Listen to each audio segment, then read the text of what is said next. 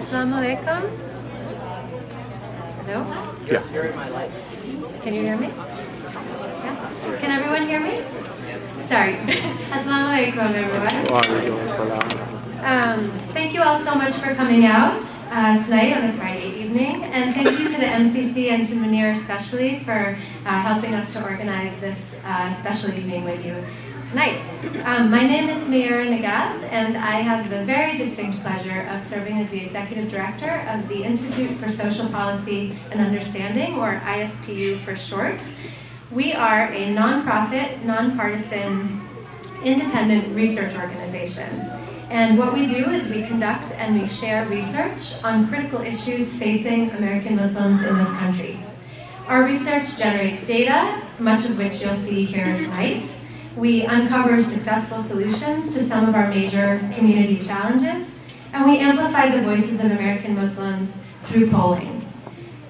We share this research through forums like these by gathering people together. We share our research through virtual means, through videos and other things, one of which you'll see here tonight. We share our research through writing op-eds with community leaders and with leaders at the highest levels of government. And all of this we do with the aim of injecting scholarly understanding and facts into the debates and challenges of our time. We're all here tonight, I think, because we care. We care about this election cycle, and we understand how critical it is for our voices to be heard. The topic we're going to be talking about, obviously, is American Muslims and elections, 2016. And I don't think I need to explain to anyone in this room why this is an important and timely topic. We've all seen how polarized this current election cycle has become. We've all seen and experienced the ramped up anti-Muslim rhetoric that's become, sadly, a staple of this election cycle. And we've started to see the dangerous repercussions of this rhetoric on everyday people, men, women, and children. And I think we're all asking ourselves, what can we do? We're all asking ourselves, how can we deal with this situation? So tonight we're going to do a couple of things. ISPU and our Director of Research will share our groundbreaking survey of American Muslims and other faith groups across America. This survey provides an evidence-based portrait of the American Muslim community and very important data points for educating both ourselves and others. Then we're going to hear from the Council on American Islamic Relations, who's going to talk about civic engagement and how to respond to the current electoral climate. And then we'll hear from ING, who will talk about the role of education as a response to all that is going on, as well as some steps to address bullying in schools. So without further ado, I want to introduce you to our three panelists tonight. The first panelist we'll hear from is Dalia Mogahed. She's ISPU's Director of Research, where she leads all of our organization's pioneering research and thought leadership programs on American Muslims. She's the former Executive Director of the Gallup Center for Muslim Studies, where she led the analysis of surveys of communities worldwide, of Muslim communities worldwide. She's the co-author of the book, Who Speaks for Islam? What a Billion Muslims Really Think. And back in 2009, she was appointed to the President's Advisory Council on Faith-Based and Neighborhood Partnerships. Many of you probably have seen her TED Talk and her appearances on The Daily Show and other news outlets. So I'm going to let Dalia go first, and I'll introduce the other panelists as they come up. Thank you.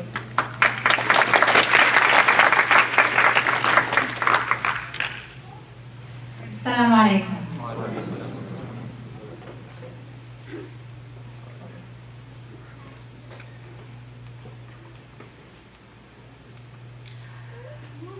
I promise you this is not boring, but I want to start before I jump into our poll of American Muslims with how we came to this data. So as Mira said, this election cycle has been plagued with discussion about American Muslims. American Muslims are actually at the heart of this election cycle, the most talked about issue, and we're 1% of the population.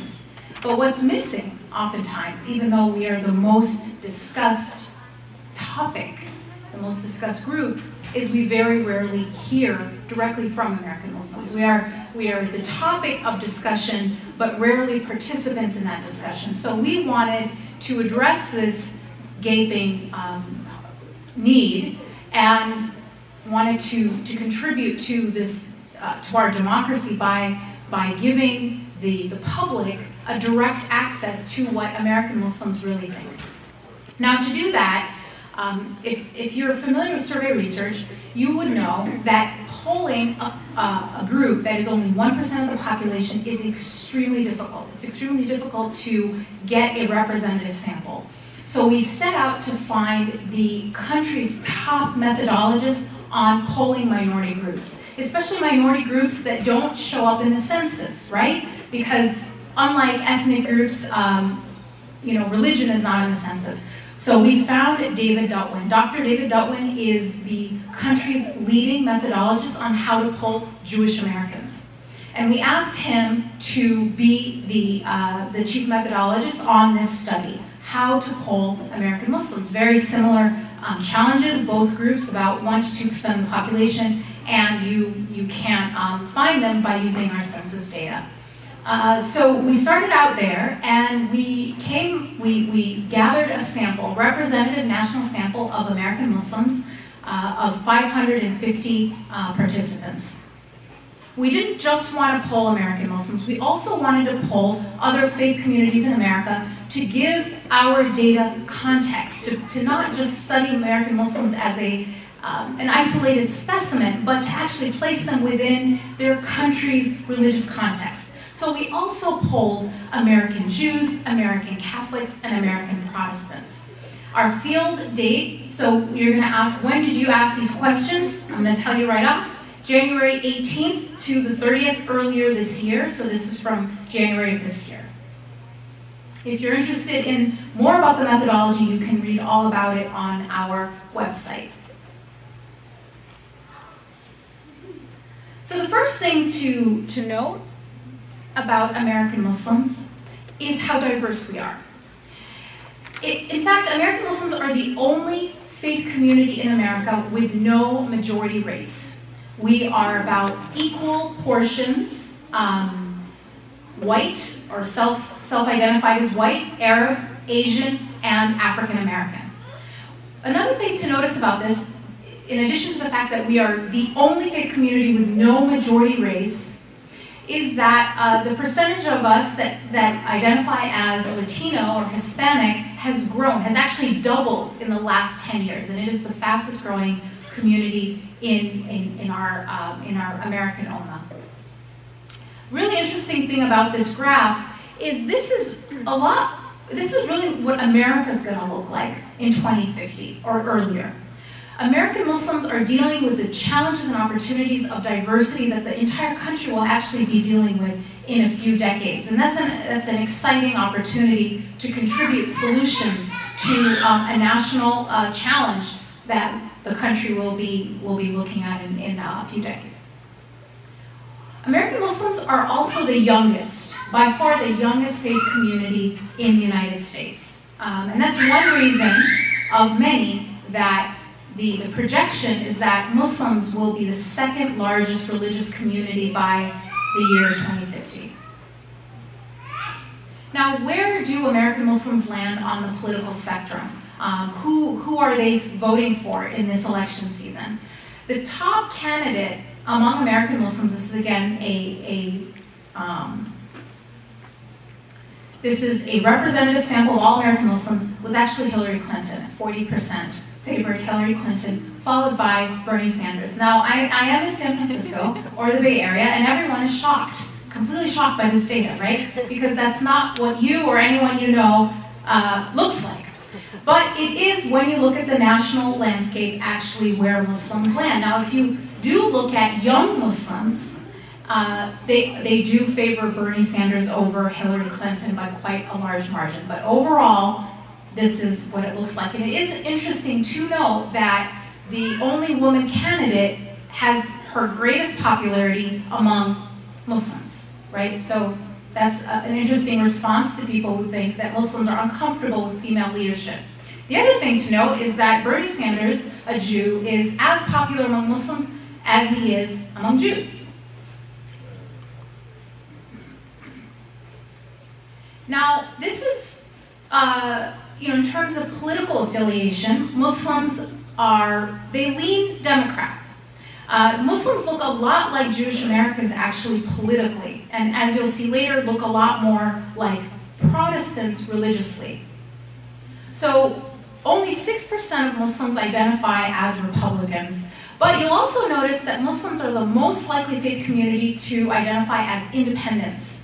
And what this means is that essentially Muslims are voting a lot of times on policies, not based on partisanship. And they are a community that if the Republican Party weren't so,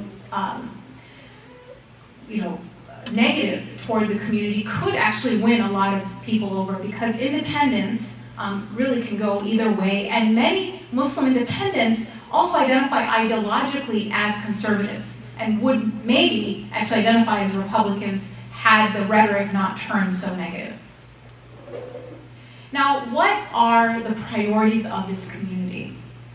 So this question gets asked all the time by pollsters. In fact, it's one of the oldest questions that's been asked by polling companies in America. And it basically asks, what are the priorities that the government should have? What should the government focus on? When you ask Muslims this question, what should the next president be focused on, the first thing, or the most mentioned thing, is the economy and jobs. So Muslims are focused on their everyday needs, their economic needs, and economic security is an issue among Muslims. The second most mentioned thing, and it is a distant second actually, it's bigotry and civil rights, not surprisingly. Now, what you'll notice here is how similar Muslims are to the broader African American community. This isn't African American Muslims, this is African Americans generally. Their political priorities of the Muslim community as a whole and the African American community as a whole is almost identical, with economy and jobs as number one, with civil liberties coming up close behind, and education as number three. The top three priorities are actually identical. It's just that Muslims also include immigration. African Americans don't have that, but that's actually really the only difference. Interesting difference between Muslims and the other faith communities we polled is that Muslims do not have national security as a top priority. Now, a lot of people will look at that and say, uh-oh, Muslims are soft on terrorism. But a couple things is Muslims look a lot like Democrats and also look a lot like African Americans. All three groups do not mention national security as one of their top priorities. What you're really looking at here is a map of people's fears. Anytime you ask this, and it changes with time, it's not always like this, it's a map of what people are thinking about, what they're afraid of. For Muslims, for African Americans, for many Democrats, they're focused on their economic security and they're focused on their kids' education, they're focused on bigotry and civil rights. That is their everyday worry. It is not actually that they're going to be the victim of a terrorist attack, because rationally that is almost not even within the realm of possibilities. You are more likely to die of furniture falling on you, literally, than a terrorist attack. So this is actually a more rational reflection of what people should be afraid of. And yet, on the other side, with the other faith communities, national security is a huge issue, and that is a reflection of people's fears, not a reflection of people's priorities around whether or not they want the country to be safe. This thing is so sensitive.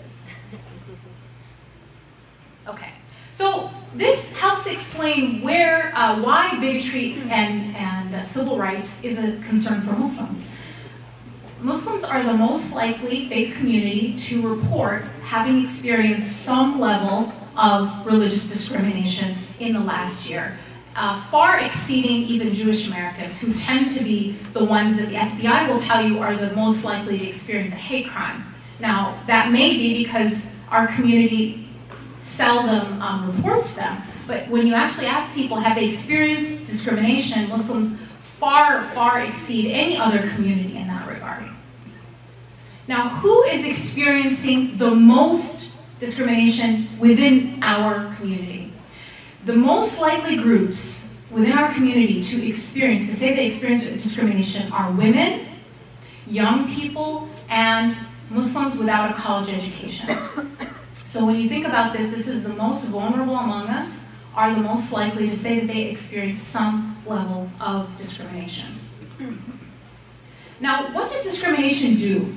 This is a question we had as researchers. How does it impact someone's other views? How does it impact their identity, their religiosity, etc.? And we found that actually it makes almost no difference except on two things. People who have experienced regular discrimination are less likely to be optimistic about the country's direction. That's not surprising. But surprising to us is that people Muslims who experience regular discrimination are more likely to actually be engaged in their community. So it is linked with less optimism, but more activism. Now, what about Muslims in general and how they compare to other people in terms of satisfaction with the way things are going in this country? Believe it or not, Muslims are the most optimistic faith community in America. They are the most likely to say that they think that the way things are going in this country is positive. And they are by far the most likely to approve of President Obama. And the two are linked. This question is likely a response to how the Obama administration is running the country. And Muslims tend to approve of the president's performance. This is not simply that Muslims are always happy with the government. Under President Bush, for example, his approval rating among Muslims was 7%, compared to here, 78% for Obama. Now, the heart of the issue, political engagement. Now, does this optimism and this approval of the president translate into political engagement? Yes and no. Muslims, the good news first, which is that Muslims are as likely as Jews to report volunteering in their community, to report cooperating with other people to solve a problem in their neighborhood. So civic engagement or volunteerism is on par with other people. But unfortunately, the bad news is that Muslims are far less likely to be registered to vote. They're contributing, but they are not having as much of a say. 60% of Muslims are registered to vote. These are 60% of eligible voters. So we actually asked people if they were citizens, and then only asked the citizens this question. 60% of eligible voters are registered to vote. However, 85% plan to vote, okay? So there's a problem here, right? We have 25% who want to vote, but haven't gotten around to it. And we call this 25% our inshallah voters. This group, the 25% who want to vote but haven't gotten around to registering, are where I believe we have to put 100% of our energy. Because they're easy. They're an easy, nudge, and we'll get them there. We should have voter registration drives, I think, every single Friday until the election to get that 25% completely registered. The 15% that don't want to vote, they're a completely different category. A lot of times we focus on them. They're actually not who we need to focus on now. They're a long-term focus, but they cannot be where we waste our time now because there's so many that actually want to vote but just need a nudge. So why do people want to vote? Well, we asked that question and they said things like civic duty, I want to make a difference, I want to make sure that a certain candidate is not elected, and it's an important right that they cherish. Why don't people want to vote? The people who don't want to vote, what did they say? They said they don't think it counts or matters. They don't like anyone running. A lot of people say that. And the issues they care about are not represented by anyone running. Now, what you don't find here, and we always look at what we expect to find and don't find. What I expected to find is it's haram to vote. That's why I don't want to vote. I'm not going to vote because it's against my religion to vote. Nobody said that. Literally nobody said that. Now, I'm not saying that this doesn't exist, but it is a lot less prevalent than it used to be and more than we thought. So the issue is not let's convince people it's halal to vote. It's not really the issue at all. What the actual issue, if you want to get people to vote that are not wanting to vote, it's you convince them it counts. You convince them it makes a difference, and you convince them that, even if the candidates aren't perfect, that getting out there and making their voice heard is important. Okay.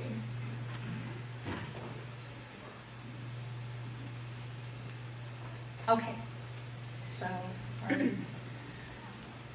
One thing that actually correlates with more civic engagement, which I think is really important, we're here at a mosque, is frequent mosque attendance.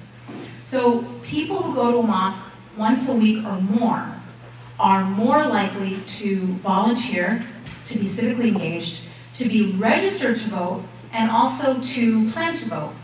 So mosques in America are a force for moderation. They're a force for a greater commitment to the system that a group like ISIS would want to destroy. It's a direct contradiction to what has been said about mosques in this election season. Okay, so how many people go to mosques? I hear this number thrown around all over the place. Only 2% of Muslims go to mosques, or only 10% of Muslims go to mosques. It's just not true, okay? 42% of Muslims say they go to a mosque once a week or more. It's on par with Protestants. Muslims and Protestants look identical in terms of their religious patterns.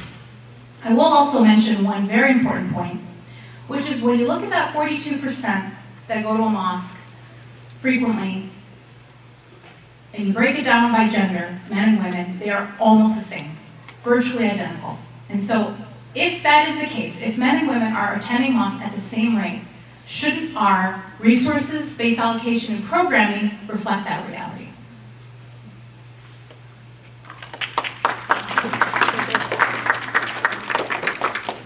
All right, the other exciting slide.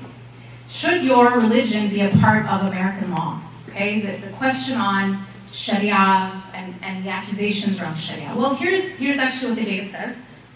So again, we didn't just ask this of Muslims, we asked this across the board of Jews, Catholics, Protestants, and Muslims.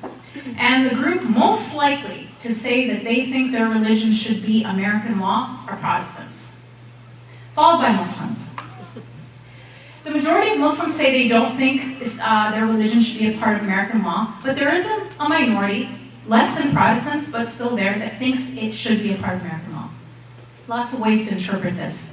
But it's important to compare it to Protestants, a very large percentage of our population. They tend to be the ones that engage policy from a religious framework, and nobody freaks out about it. It's normal, right? You can say, it is my religious conviction that certain things are wrong, and therefore they're pushing for them to be illegal. Muslims actually don't do that. It's not their, we don't have the banner of sort of these kinds of things. But when you ask most Muslims who are politically active and they're working in social justice spaces, they are coming at it from a point of religious conviction. When you look at Muslim priorities, political priorities, there were some people in other religious communities that said, morality. Muslims actually never mentioned that. They're talking about jobs, they're talking about education, they're talking about civil liberties. All of these things are from the perspective of many, Muslims. They're working on these things from a vantage point of Islam, of an Islamic, sort of liberation theology. So I think this is important data as a starting point for the conversation, rather than denying the idea that Muslims would want to see their ethical framework reflected in their country's laws. We just need to put it in the proper context with the rest of the country. Okay, now the other, one of the most common refrains during this election cycle, and it's kind of been happening forever, is this idea that being a Muslim and being an American are contradictions, that you have to choose. So Ben Carson said something like, a Muslim has to denounce their faith in order to be president of the United States. So we wanted to test this idea. Is a Muslim identity and an American identity compatible or not? So we asked everyone to tell us how strong they identified with their faith and how strong they identified with the United States as their country. And this was the results. Most people identify strongly with both their faith and their country, and Muslims are no different in terms of comparing to other faith communities. But what was really interesting is we looked at these two variables and how they relate to each other. Meaning, is a strong religious identity, is that linked to a weak American identity? Or the other way around? And the answer is actually somewhat surprising. What we found is that Muslims with a strong religious identity were actually far more likely to have a strong American identity than Muslims with a weak religious identity. That they're not only not contradictions, but they're actually mutually reinforcing. And then the final topic that we are going to focus on is views of violence. Okay? This is very important, incredibly important data in light of this last horrific attack that we are just finding out about yesterday and today. So we asked this question of every American or of every faith community that we polled. We asked this. Some people think that for the military, now notice the wording of both, the military to target and kill civilians is sometimes justified, while others think that this kind of violence is never justified. What is your opinion? And then you could say, never, sometimes, depends, don't know, refused. Okay. Muslims are the only community that have a majority, 65%, who say it is never justified to target and kill civilians by the military. Everyone else, it's actually a minority, all right? Then we asked the same question. The only difference is instead of military, we said an individual or a small group. So the first question asked about a war crime. This is actually the definition of war crime, targeting civilians by military. The second is basically terrorism as it's generally defined. What you find is that Muslims are as likely as anyone else to denounce, quote, terrorism, and more likely to denounce war crimes. Why is this important?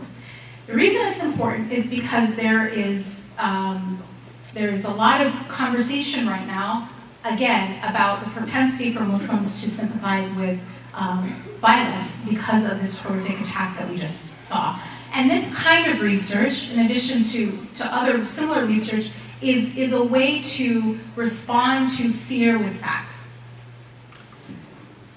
So, just to summarize, Muslims lean democratic, they are engaged in their community, but less politically. They are pious and patriotic at the same time. Muslims reject attacks on civilians at least as much as anyone else. And mosque attendance is linked to civic engagement, not radicalization. And finally, Muslims are weary of discrimination, but they're still optimistic. And you can read all about it on our website at ispu.org/poll. Did we want to show a video? Oh, okay. All right. Thank you for your attention.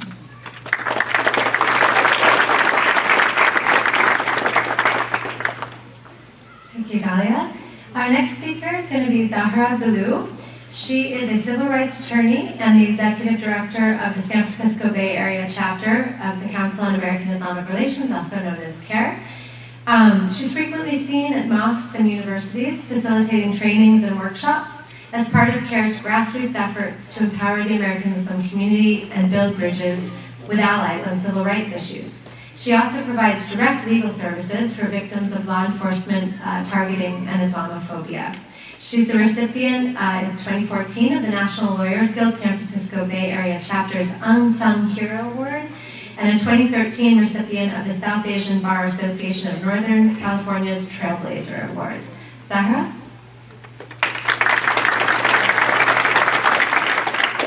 Assalamu alaikum. So I thought about asking for a show of hands to see how many people here are registered to vote, but I don't want to embarrass the people that aren't, the inshallah voters, and so I won't ask. But if you aren't, you can register today online without printing or postage. It's something that really takes just a couple of minutes to do. Instead, I'll tell you a story. A couple of years ago, once again, the apartheid state of Israel was bombing Palestine. And every time this happens, we feel like it's worse than the last time. But I remember at our office, we were moved to action. And we don't engage in a lot of Palestine work, except where there's a civic engagement opportunity, where we can say to our fellow American Muslims, this is how we're going to have an impact. Because so often what we'll hear from people, whether it's the attack in France, the situation in Turkey, the ongoing... In my time at CARE, I've come across many instances like this. People who want to talk to city council about foreign policy, people who want to talk to state legislators about federal issues, right? Like this confusion of who sets zoning restrictions in place. Just a couple of days ago, many of you are following the news of what's happening with the State Board of Education and the edits to textbooks and really the Islamophobic edits to textbooks. What's frightening is that 2 years ago, the legislation was passed in California that opened the path to that effort. And most Muslim community members were absent from that discussion. We didn't oppose that legislation. And even in looking at the organizing that happened to oppose the edits, it was a valiant effort, and they've made a lot of success. There's been progress, they've had victories, they've gotten some of the edits fixed. But people are surprised that this is happening, right? And so if we're not paying attention, if we're not registering to vote, if our elected officials don't know who we are, this kind of thing continues to happen. Something that I'll say frequently is that I know even for me as an anti-Islamophobia activist, I think of Islamophobia as something that happens in Tennessee, in Florida, in Arkansas, somewhere not here. But those textbook edits that are being considered in Sacramento would open the pathway to some really horrible curriculum in our state. So what to do? Dalia talked about the Inshallah voters and about the importance of registering to vote. I wanted to review some basics as well as some possible action items. The first is, I've mentioned, if you're here and you're not registered to vote, get registered to vote. If you are over the age of 18, if you will turn 18 in time for the election, if you have recently become a US citizen, and or if you have moved since the last election, register to vote. If you need to change your party, register to vote. If you haven't been getting election mail, register to vote. If it's been a few years since you voted, I tell people be safe and register to vote, right? Like you don't want to show up on election day and find out that you couldn't register to vote. The second thing is to tell other people to vote. Some of my early activism, before even working in the Muslim community, was in moving young people to vote, moving college students to vote, 17-year-olds who were turning 18, 19-year-olds who felt disenfranchised with the system already, to move them to vote. And one of the things that we learned there that applies to minority communities also is that my friends telling me to register to vote is far more impactful than Zahra or Dalia or Mogahed telling people to register to vote. Because at best, we're public speakers, we're trainers, we're randoms that you see once in a while. But when I call my parents and tell them to register to vote, they're going to listen. When I sit with my brother at dinner and I say, no, fill out the form on your phone right now while we wait for dessert to come out, he's going to get registered to vote. And so it's not enough that you're registered. Tell other people. Make it a social thing. Don't pressure them. Don't shame them. I'm actually not in the camp that believes that we should shame people who choose not to register to vote if that is their chosen method of civic engagement, if they are protesting in that way, if they are taking that energy and putting it into action elsewhere. But that's not what I find when I talk to people who aren't registered. If they're not registered, it's because they don't care, they're over the system, they don't feel like they can have an impact. And that's different. Those are the people that we want to talk to. But it can't just be election year conversation also. So yes, we're having this panel today. We're going to register voters at dozens of masajid for the next couple of months. But if our advocacy ends the day after elections, what was it all for? We've actually heard from elected officials that the Muslim community can sometimes be one of the easiest to appeal to, because they can move us to vote, they can take our money, and we don't show up the day afterwards to hold them accountable. We've actually had elected officials say, we voted for XYZ legislation because we didn't hear from any Muslims. So we assumed there was no opposition, which is a really frightening concept, right? Is that even when we do show up, if it ends on election day, what was the point? This has been a concern not just for our community, but for others. Candidates make promises, but if no one says, well, are you going to deliver on that promise? If no one follows up and says, you didn't close Guantanamo, you didn't lower college tuition, you didn't do all of these things you promised, then I gave away my vote. And so when you're thinking about civic engagement, when you're recruiting other people to get involved, don't just think between now and November. I'm really interested in what happens in January. For those that were supporting a really activist candidate a couple of months ago, what was really inspiring for me was to see that there was a commitment. That not only are we going to support these candidates, we're going to support them after they're elected. And if they don't do what they promise, we're going to protest them. Just because I voted for you today doesn't mean I can't hold you accountable. It's not just about voting also. So if all I'm giving is my vote, I would say that that's the least I can do. That is the absolute least. It is the bare minimum. I just had a conversation with some students who are not yet 18 and they said, what can I do? Volunteering with a campaign as visible Muslims is so important. Because one, you're building a relationship with a candidate, and start very local. Everyone that eventually runs for Senate served in a local office prior. So yes, it might be really difficult to drive to Sacramento every day and volunteer in a campaign out there. It might be difficult to go to the State Board of Education meeting in person or Muslim Day at the Capitol or things like that. I'm not saying you shouldn't, you absolutely should. And I'm so proud of the Muslims who did drive out to Sacramento yesterday and spent 2 hours each way and a whole work day in Sacramento saying we want to be heard. But volunteering with a local campaign is how you develop a relationship. When you think about people who are friends with high-ranking elected officials, those aren't relationships that were built after I won the seat for Congress or after I was sworn in as a senator. I knew you when I ran for school board, right? Like you put in countless hours when I ran for school board. You door knocked for me in your local neighborhood. You wrote me a check on a regular basis and you stayed in touch. And so actually getting involved with a campaign is so important. They remember that. I would. I remember the volunteers that help us put together our dinners. I remember the volunteers that will put in the extra hours, right? That's true for a nonprofit organization. That's going to be true also for candidates. And those are people that are moving up. So if you have their ear now, you maintain it and you keep it. That's true also, I mentioned the high school students. So I will get questions from people who are not citizens and who are under the age of 18. How can I make a difference? What can I do? You can register other people to vote. You can mobilize them to vote. You can volunteer on a campaign. You don't have to be a citizen or even of voting age to volunteer on a campaign, right? If you can't give money to a campaign directly, either because you can't afford it or because you're not a US citizen, you can encourage others to give money to a campaign. I've given up on chasing the unicorn of a unified Muslim vote. We're not all going to agree on a candidate, which is why the results of which candidates we're supporting are so astounding, because I can't believe it, but I get that we're in the liberal Bay Area. We're not going to agree. We can't agree on when we start Ramadan. We can't agree on when we celebrate either how many rakat of prayer for Tarawih. We're not going to agree on who the next US president should be.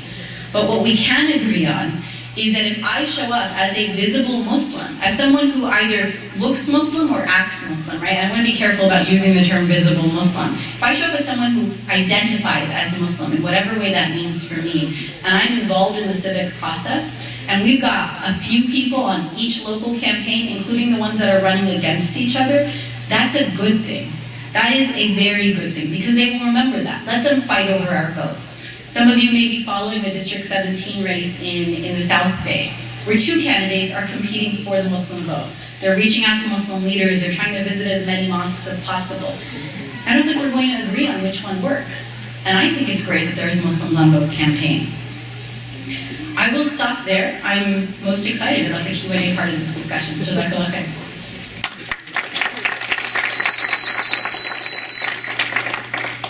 Thank you so much, Zahra. Our third panelist is Maha El-Ghanaidy. She is the Chief Executive Officer of the Islamic Networks Group, the author of training handbooks on outreach for American Muslims, as well as training seminars for public institutions on developing cultural competency with the American Muslim community. She's a senior fellow of the American Leadership Forum and was recently named by the San Jose Business Journal as one of Silicon Valley's Women of Influence. Thank you, Maha. I'm going to go ahead and get right into it because we only have about 8 minutes.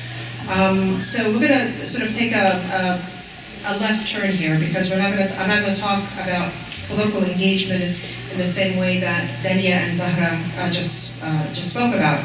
I'm going to talk about a different kind of political engagement, and that is civic engagement, particularly engagement in our school system. The organization, for those of you that may not be familiar with it, which doesn't surprise me at all, because most of our work is actually not within the Muslim community, it's outside. We work primarily with schools, with law enforcement agencies, with healthcare facilities, with corporations. Our presenters are from the Muslim community, but you don't really see us, we don't really publicize because of the sensitive nature of the work that we do. So I wouldn't be surprised at all, sisters and brothers, if you didn't know about this organization. We've been around for 23 years. We have affiliates in 22 states, and our mission is what you see there, to counter prejudice and discrimination. I always use the iceberg as a way to describe the work that we do because I think it's important for you to understand what we do. We're strictly education and interfaith engagement. And I use the iceberg. Above the waterline is the behavior that would be work like political activism, civil rights advocacy, and so forth. Underneath that waterline are all of those things that impact a person's behavior. ING's work is in that space where we try to impact beliefs that people have, in this case about Islam and Muslims, which has a direct impact on a person's attitude, which then has an impact on a person's behavior. So we are in the space of work of prevention, preventing bullying, preventing bias, preventing stereotyping, preventing discrimination, and addressing those issues as they come up. Islamophobia, hopefully all of you know what that is. It is more than just these frames. It is an industry that is producing vitriolic material about Islam and Muslims. It is no coincidence that people have the negative perceptions that they do. It didn't happen by itself. It is very old, it's very historical, but more recently, I would say since 9/11, it's really kicked in. $200 million has been spent on this industry, given to certain individuals that have been producing very negative material about Islam and Muslims. And these are the kinds of frames that they project. Now, how does this impact schools? It impacts the way that Islam is taught in schools. Teachers themselves, of course, may be biased, which also impacts their interaction with the students. The teaching material itself may be inaccurate, and there are many examples of that throughout the country. These are examples of 2 books, for example, that are used in some school districts that we've worked against, and most school districts now have stopped using them as a result. Discussions about current events may be very insensitive towards Muslim students, where Muslim students are usually singled out as the experts, as the spokespeople for Islam, and terms such as us and them usually relegates Muslim students as the enemy. Also, harassment of Muslim students results from this, and polls have, or surveys rather, have been done. One that was done recently by CARE last year, which found that about 55% of kids experience verbal bullying and harassment in schools. Other surveys have shown that it's actually all the way up to 80% in some cases. And what kind of things do kids experience? They experience things like name calling and teasing, being called terrorist, camel jockey, killer, harassment of Muslim girls.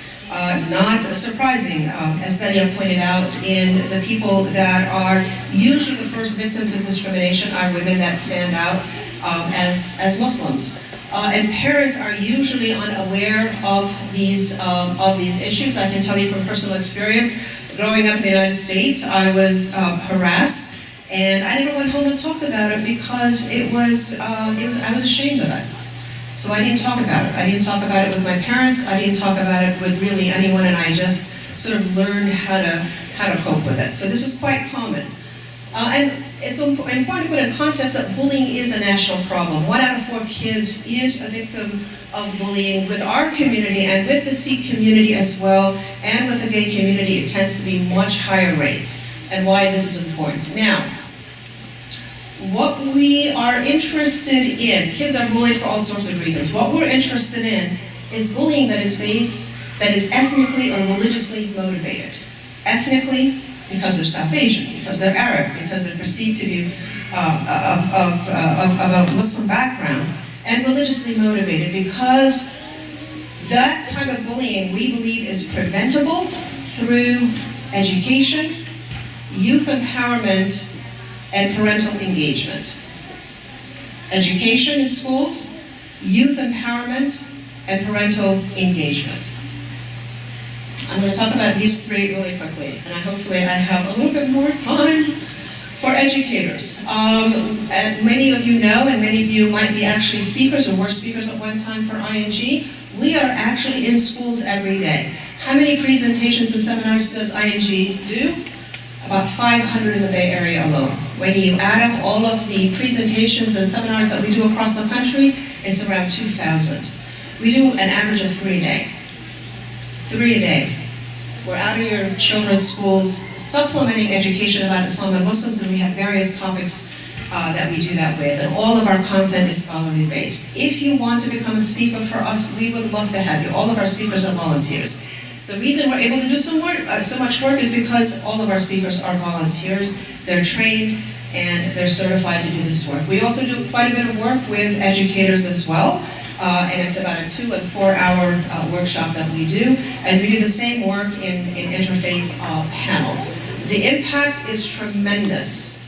For those of you that do educational outreach, that are out there speaking to churches and synagogues and schools and so forth, you know that the impact is there, right? People do change their perceptions when they learn more about Islam and when they engage with you as a Muslim. And that's why this work is so important. We just need to do a lot of it across the country, and we have a window of time, I feel, in which to do this in before it before it gets worse. We also have online curriculum. Not every teacher's going to call us in. They're not going to invite us in. So we've put all of our curriculum online. It's free for teachers. They can download our PowerPoints. They can download our scripts. Videos, all sorts of material that we provide for teachers to be able to teach the stuff without ever having a Muslim speaker in the classroom. And we also have a lot of answers to frequently asked questions about Islam. What we're really excited about is the new program for youth, where we actually now, I'm going to quickly, we didn't talk about student rights or parental rights. Maybe we can talk about that later. And Zahra is here to sort of respond to these questions. What I do want to talk about is our youth program. Okay, my 8 minutes are off. Oh, I timed myself. So we actually certify Muslim youth speakers so that they're able to respond to questions about Islam in schools, so that they're able to present Islam, because it's required to be taught in middle and high school, and it comes up in all of the grades, so that they're able to present. And our presentations for kids are about 10 to 20 minutes.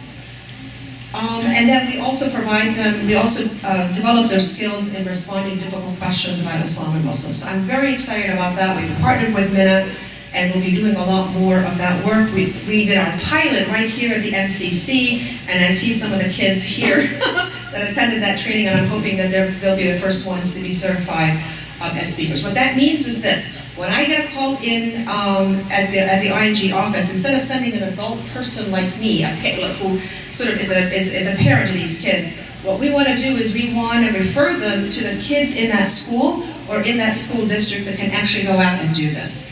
Peer-to-peer presentations are far more effective than adult presentations. How do you prevent bullying? How do you prevent harassment? How do you prevent teasing? It is when their friends speak up, not when their teachers do it, not when the principal, not when the parent becomes involved. It stops when their friends say, you know what, cut it out. Cut it out. I don't like you doing what you're doing.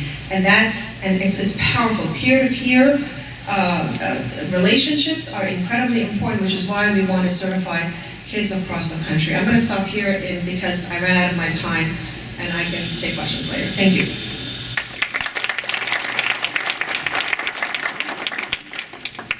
Great. Well, we have a lot of collective wisdom on this panel, so we want to give you a chance to ask some questions. We are going to be passing out note cards. I believe there's someone coming around passing out some note cards and pens. So if you could write your questions on the note card, they will bring them up to me, and we will take a selection of questions. So I'm just going to give you just a minute to do that. Video? Yeah, maybe while we're waiting, while the note cards are being passed out, we are going to share with you just a short video. If Zahara's impassioned speech about voting was not enough to get you to register, this video will push you over the edge and get you interested. So we'll just share this with you. This is an ISPU video that we just put out.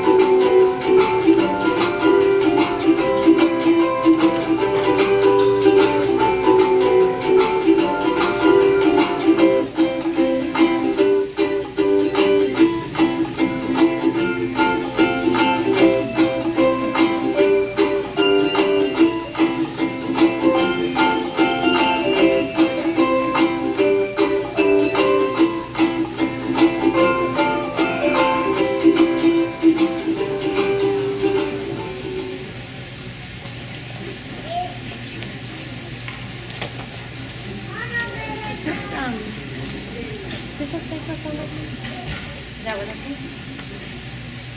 Yeah? I don't think, no, this is her.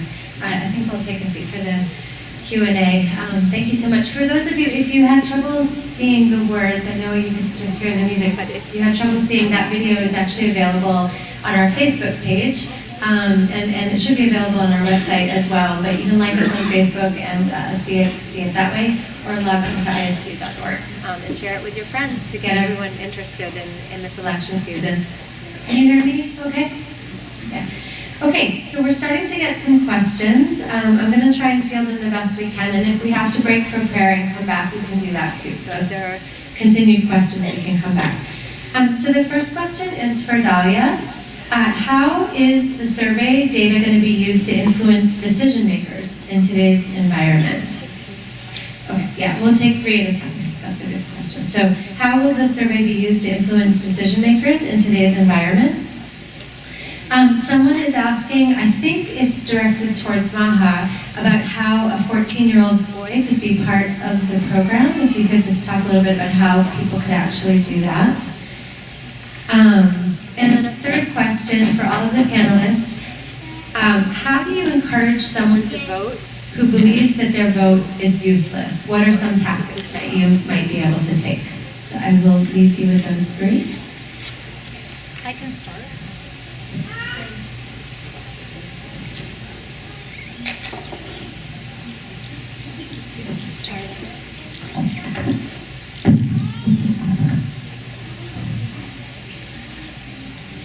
All right, so how will this influence policymakers? We are taking this research directly to policymakers. We had, I participated in a meeting with senior officials at the White House, and this research was presented. We held a briefing on Capitol Hill where we shared it with staffers and members of Congress. We've written about this data in op-eds. We've had multiple media articles and appeared on news programs citing this data. But also, ultimately, there's a limit to what we can do. This has to be disseminated by all of you in how you engage with your elected officials. This is all public. You can download the PowerPoint. You can take these graphs and share them on your Facebook page and your Twitter account. So I want you to own this data yourself and write about it. Engage when you talk to your elected official. Tell them about this research. That's really the only way that it will impact policy.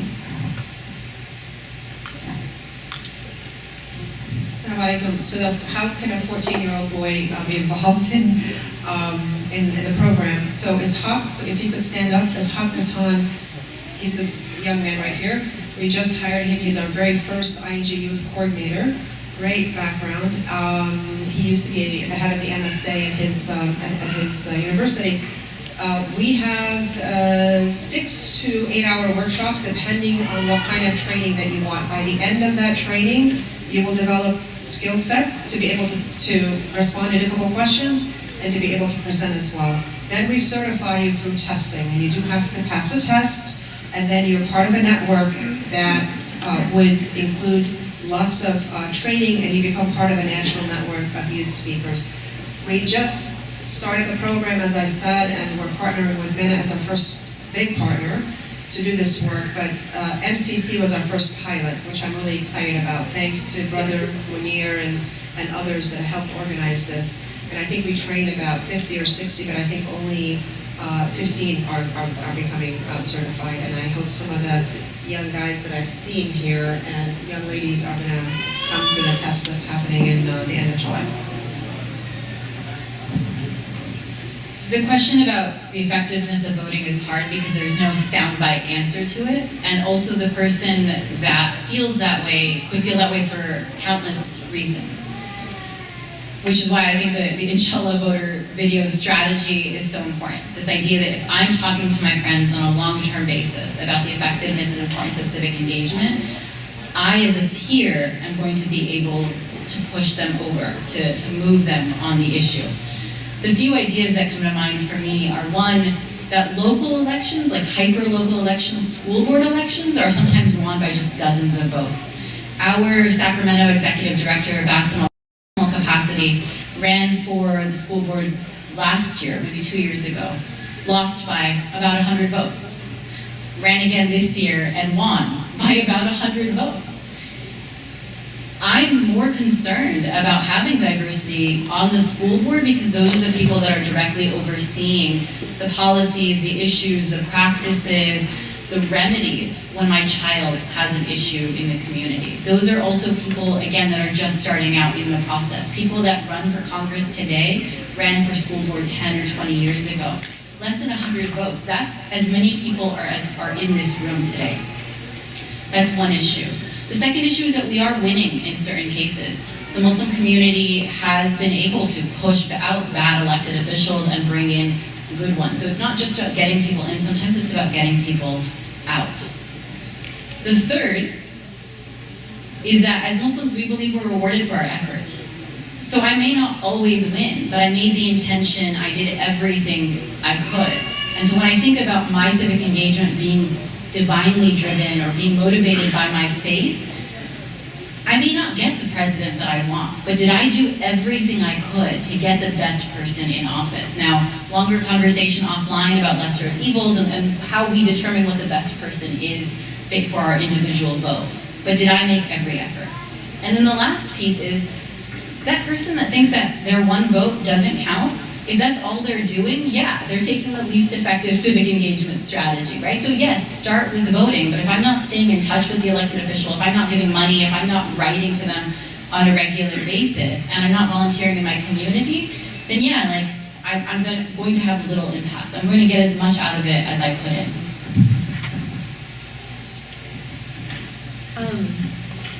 Okay, thank you so much. These are all really great questions, all the ones that are coming in. So I'm going to throw out a couple more.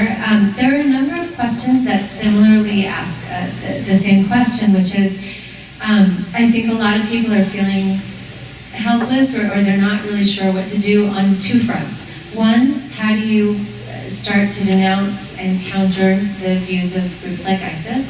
But two, how do you denounce and counter the anti-Muslim rhetoric that's also coming from politicians and others at the moment? As a normal citizen, how do you do that? Or as a working woman or just in your daily life? So that's one question. Second question, how do you talk to your kids about Islamophobia? And a third question, let's see. There's a couple of very specific questions about the poll. So I'm going to ask one of them, which is, can you explain why there's a disconnect between mosque rhetoric, which often focuses on foreign policy, and your findings which show that foreign policy is actually less of a concern for American Muslims?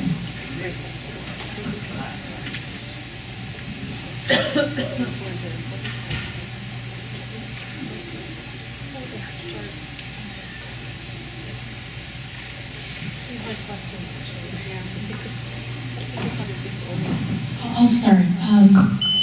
So let me start actually with how to talk to your kids about Islamophobia. Because it's a question I've gotten, personally I've gotten almost everywhere I've gone. Wherever I go. This is a question that has come up.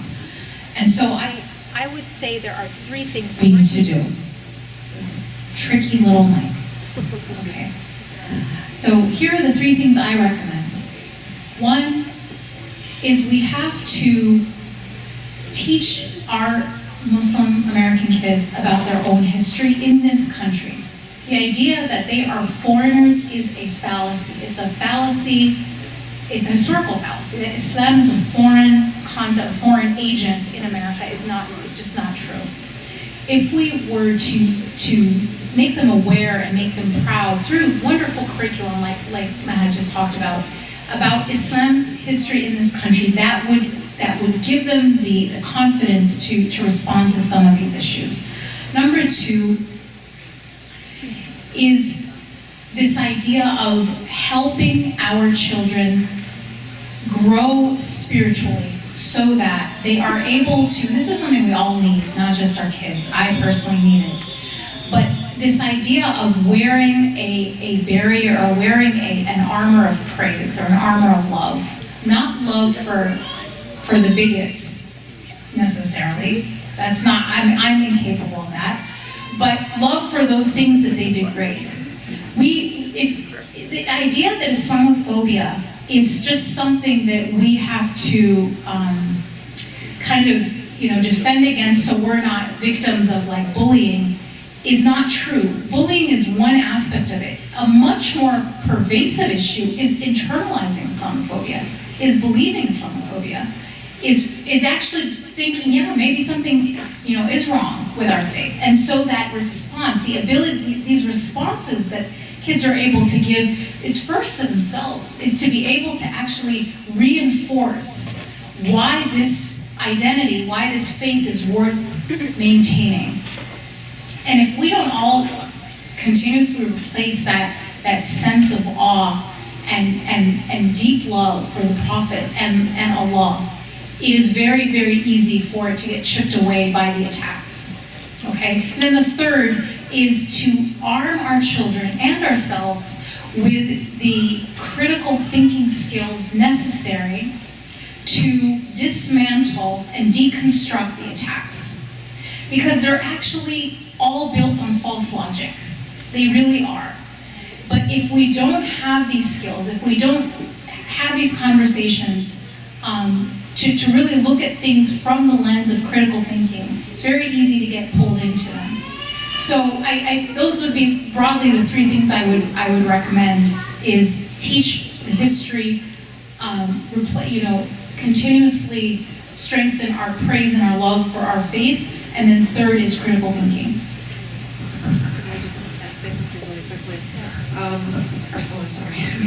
Dalia reminded me that part of our training that we do with youth is deconstruction of questions that are asked to help them understand that some of these questions that come at us are usually loaded with a lot of assumptions and misperceptions, and that we need to first unpack that. Don't jump in and respond a lot of the questions that come at us, but to unpack it and to ask, why do you think this way? You know, what makes you think that all Muslims are this, or that women are, you know, mistreated and so forth? To try to get to the root of the question that is being asked and respond to that instead of jumping in immediately. And because when you do that, you're actually reinforcing, and that does require critical thinking. So I'm really glad that you mentioned this. I'm also going to say one thing to add to what Dalia's advice was, which was brilliant, is to speak up. It's incredibly important that when you hear something that is negative, that is critical of your religion, not only against yourself but other people, you absolutely need to speak up. Absolutely. I leave every presentation that I do with Americans of other faith by asking them to become ambassadors. Now that you've learned more, now that you understand the truth about this faith and so forth, you now need to speak up. You now need to challenge what people say to you that is negative. Now that you know, you have that responsibility. And I would say the same thing to Muslims. You need to speak up for yourself and for your religion. It requires literacy, which is to the point of Dalia. You have to know your religion well. There are a number of organizations that provide answers to frequently asked questions. ING is one of them. They're all online. Questions on Sharia, questions on ISIS, questions on general questions about Islam, on women, and all sorts of common questions that we usually get. Very easy to respond to, but you have to make the effort to read and to reflect and to put it in your own language to be able to respond. We have to do this. We have no other, it's not an option for us not to do this. Do it, if you don't want to do it for yourself, do it for your children. Do it for the next generation. But you have to do it.